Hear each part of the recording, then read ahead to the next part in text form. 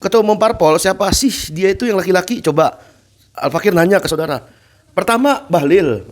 Kalau Bahlil kita punya pemahaman sebelumnya, punya maklumat sebelumnya. Pernah ada preman yang bubarin diskusi itu. Kok bisa sama Bahlil di Golkar ya kan? Nah, apakah Bahlil yang dimaksud oleh orang ini ya kan, pengacara ini? Ya nggak tahu lah. Kan kita lihat maklumatnya.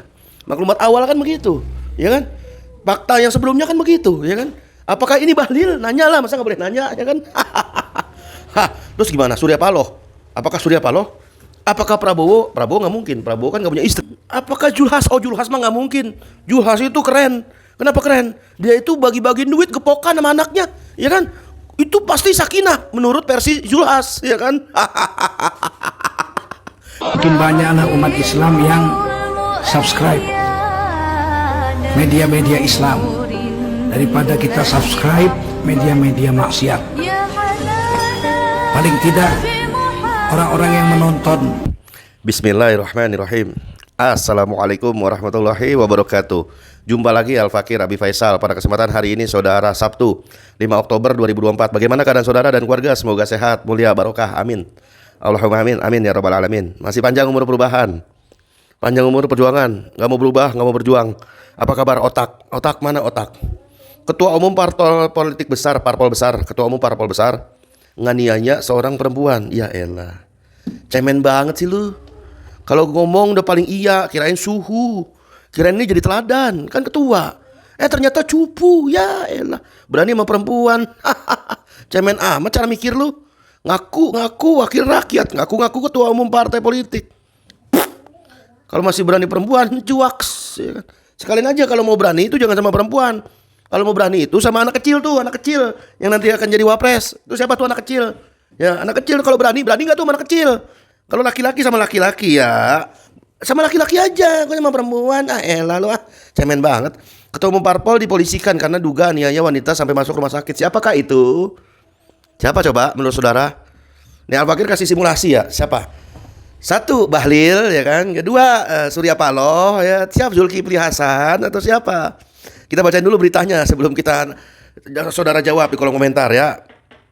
Sunan belum membocorkan siapa nama ketua umum parpol tersebut termasuk inisial terduga pelaku. Pengacara Sunan Kalijaga melaporkan ketua umum partai politik ke Polda Metro Jaya. Laporan ini diduga terkait penganiayaan terhadap seorang wanita. Tadi malam kami sudah buat laporan di Polda Metro Jaya, kata kuasa hukum Sunan. Nah, Sunan belum membocorkan siapa nama ketua parpol tersebut termasuk inisial terduga pelaku. Oh, belum ada inisialnya. Jadi pertanyaan-pertanyaan tadi bolehlah kita hanya pertanyaan, ya kan? Nggak boleh kita walaupun bilang diduga, ya kan? Bahlil misalnya, nggak boleh ngomong diduga Bahlil karena belum ada inisialnya yang keluar, ya kan? Dan lain sebagainya macamnya, nggak boleh, gitu. Nah, pada Kamis 3 Oktober malam, Sunan mengatakan akan melaporkan ketua umum partai politik ke polisi. Pernyataan itu disampaikan Sunan melalui story Instagramnya. Besok akan kami buat atas nama terduga pelaku oknum ketua partainya. Dalam postingan tersebut, Sunan tampak berdiri di samping terduga korban yang sedang menjalani perawatan di fasilitas kesehatan. Bagaimana menurut saudara? Mungkin ada yang mau diskusi dah tuh, komentar di kolom komentar. Dalam hal ini, tentu saja mau aniaya apapun, kekerasan apapun kepada perempuan, ya kan, nggak akan dibenarkan. Karena dalam Islam itu perempuan itu ibaratnya di rumah itu seperti ratu, ya kan? Dia mau naruh barang di mana, naruh ini di mana, suka-suka dia aja, kan dia ratunya, gitu. Dimuliakan perempuan dalam Islam bukan hanya sekedar teori, tapi itu sudah pernah terjadi, dibuktikan oleh para sahabat, bahkan dibuktikan oleh Nabi SAW. Bagaimana itu ada ilmu parenting, di situ ada ilmu parenting bagaimana suami, bagaimana bapak, bagaimana seorang ayah memperlakukan perempuan, di situ ada di situ. Makanya inilah pentingnya kita bersama di barisan habaib dan ulama lurus. Kalau kita di barisan habaib dan ulama lurus, segala hal bukan hanya tahu, tapi kita mampu mengaplikasikannya, mampu melakukannya, mengamalkannya. Karena sudah ada ilmunya, ya kan? Bersama di barisan habaib dan ulama lurus, bukan hanya ibadah, soal ibadah, maulidan, sholawat, bukan hanya sekedar ritual, sholat, puasa, zakat, haji, bukan.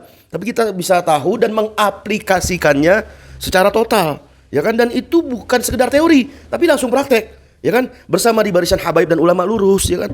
Kita tahu Islam itu secara kafah total, mulai dari politiknya Islam, mulai dari negara ternyatanya harus diatur oleh Islam. Oh, ternyata begitu. Nah, itu bersama di barisan habaib dan ulama lurus, ya kan? Oh, ternyata keluarga itu bukan hanya sekedar walimahnya yang syar'i, tapi juga membinanya, membina dari bawah keluarga, ya kan? Bukan seperti membina seperti orang-orang sekuler, dibina dengan uang, dibina dengan materi, dibina dengan hak-hak ya, hal-hal yang maknawi, cinta dan lain sebagainya macamnya, bukan. Tapi dibina berdasarkan kuah spiritual. Yaitu apa? Kuah spiritual. Berdasarkan ya kan nilai-nilainya segala hal itu ibadah. Nah, itu rumah tangga. Nah, kalau nggak tahu deh kalau sistem yang lain sekuler, kapitalis, fakta yang tadi ini barusan, fakta bobrok, ada ketua umum partai politik ya kan aniaya seorang perempuan. Kan bobrok itu namanya. Terus dia ngaku Islam, ngaku KTP Islam, terus coba tanya pemahaman dia tentang parenting Islam sampai di mana? Nol. Kenapa? Karena hanya sibuk berdiri sendiri. Hanya sibuk ngurusin partai politik, bukan ngurusin entar makan apa, tapi nanti makan siapa. Nanti makan siapa. Nah, dalam hal ini Dokter Tipa buka suara. Ya, di X-nya, di Twitternya. Astagfirullahaladzim, siapa lagi ini ketua umum partai menganiaya cewek udah setahun. Ya, udah setahun coba. Coba kalau kayak gini habaib ulama. Wah, goreng udah. Jangan tinggal di Indonesia, tinggal di Yaman. Jangan tinggal, ini Indonesia, ini Pancasila. Jangan kekerasan kepada perempuan. Ham, feminisme. Pret. Tapi kalau dilakukan oleh ketua umum parpol, coba siapa yang berani ngomong? Nggak ada. Kecuali Bang Refli Harun, ya kan? Bang Refli Harun tadi Al-Fakir lihat tuh update-nya, live streaming-nya. Bahas kayak ginian, ketua umum parpol ternyata, ya kan? Entahlah siapa namanya, ya kan? Nah, menurut Dokter Tipa, berarti laki-laki kan nggak mungkin perempuan, ya kan? Nggak mungkin. Masa ada perempuan nganiaya perempuan, ini kan lucu kan? Berebutan apa? Berebutan warisan atau berebutan apa? Nah, ini kan apa ketua umum partai menganiaya seorang perempuan? Ya kan? Entah itu perempuan yang dimaksud apa, istrinya kah atau anaknya kah, nggak tahu lah, ya kan?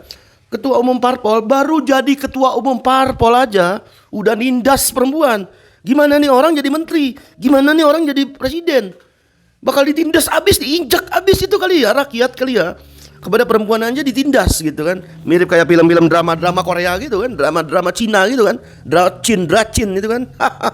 Ditindas habis. Baru juga ketua partai politik ya kan. Beruntung nih orang nggak jadi menteri. Taulah kalau nanti jadi menteri, kita akan bahas di video yang akan datang. Ketua umum parpol siapa sih dia itu yang laki-laki? Coba Al-Fakir nanya ke saudara. Pertama Bahlil. Kalau Bahlil kita punya pemahaman sebelumnya, punya maklumat sebelumnya. Pernah ada preman yang bubarin diskusi itu. Kok bisa sama Bahlil di Golkar ya kan? Nah, apakah Bahlil yang dimaksud oleh orang ini ya kan, pengacara ini? Ya nggak tahu lah. Kan kita lihat maklumatnya. Maklumat awal kan begitu, ya kan? Fakta yang sebelumnya kan begitu, ya kan? Apakah ini Bahlil? Nanya lah, masa nggak boleh nanya, ya kan? Terus gimana? Surya Paloh? Apakah Surya Paloh?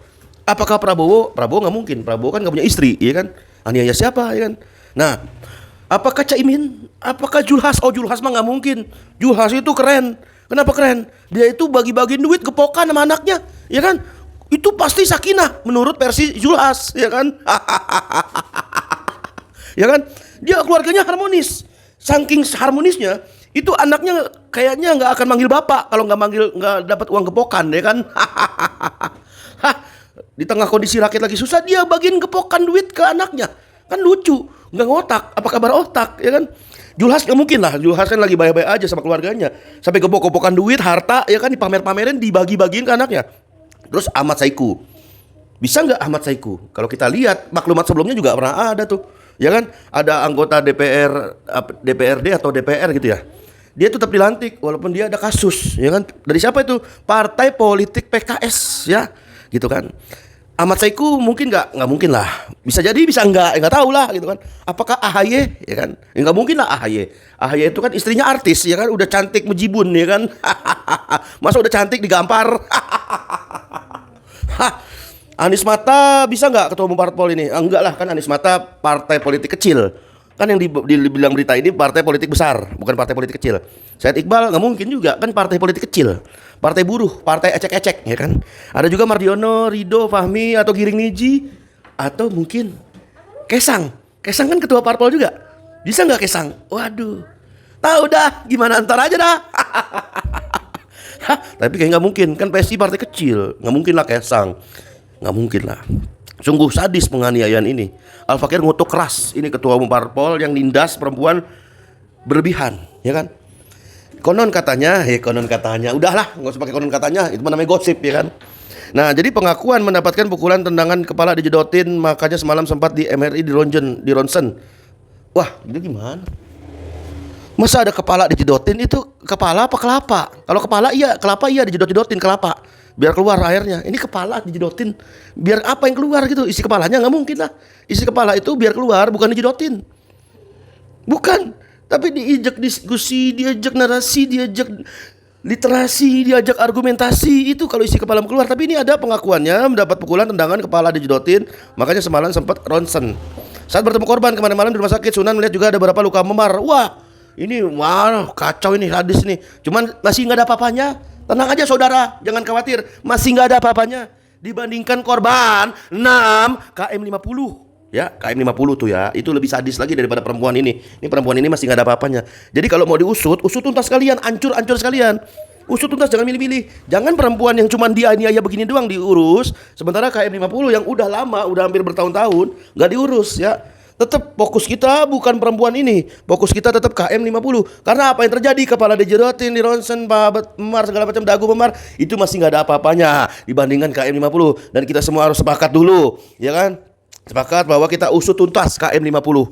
Loh kok ujungnya KM 50? Memang itu arahnya mau ke sono. Ngomongin ketua umum partai politik, aniaya perempuan, masih nggak ada apa-apanya dibandingkan KM 50. Oleh sebab itu maka kita harus sama-sama usut tuntas, terus gaungkan, terus gemakan, terus ramekan, terus viralkan korban KM 50. Itu adalah kebiadaban, kesadisan, dan kejahatan yang diduga terorganisir dan juga bagian dari pembunuhan berencana yang notabene harus pelakunya diseret ke pengadilan HAM karena ini adalah pengadilan HAM berat. Wassalamualaikum warahmatullahi wabarakatuh.